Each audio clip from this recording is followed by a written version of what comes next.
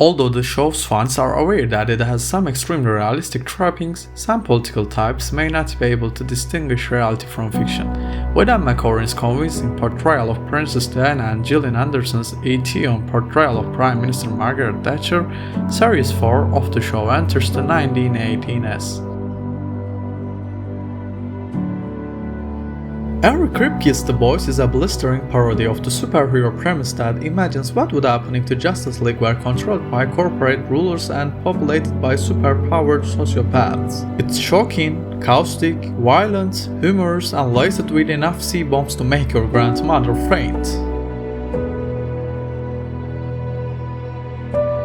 Even while Ricky Gervais may not have planned for his unflinching comedy about dealing with mortality to become one of Netflix's most popular shows, it has successfully therapeutic appeal, playing the part of Tony again, a reporter from a small town still grieving the loss of his wife to cancer. A heartfelt and realistically written sitcom about relationships and identity, it's mixed with the occasional on-stage act in this surprisingly perceptive comedy starring Canadian stand-up Mel Martinez herself.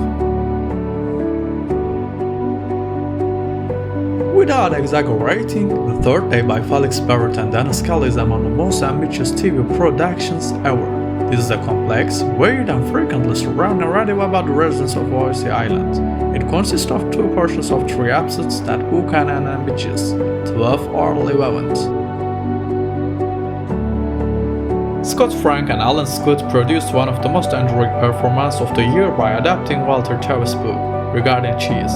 The Queen's Gambit, which blends drama and comedy and still is led by the sharp with the performance of Anya Taylor-Joy, it quickly became ingrained in popular culture.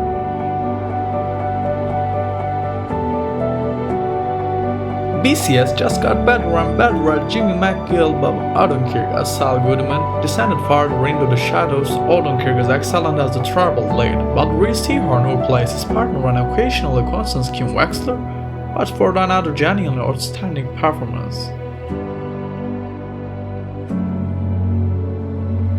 Gangs of London is without a doubt the most violent program on television. It is also a massive work of action choreography, but neither of these things should come as a surprise given that it was directed by the Ray Garrett Evans. The drama, which is set in the seedy underbelly of London, stars Joe Cole as Sean Wallace, the volatile scion of the Walsh crime family who, after the murder of his father, embarked on a rampage motivated by retaliation.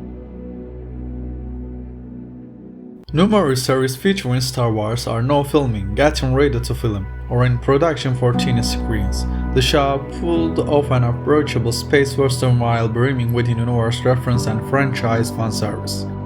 It combines nostalgic notes to the past with some of the best Star Wars action ever seen. Excitement? Adventure?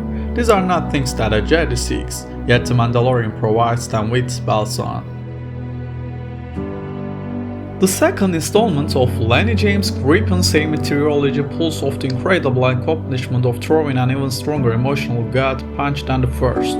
Die a year later, we are led to even darker and more terrifying locales as he goes deeper into the realm of child trafficking out of concern that the trail has long since gone cold.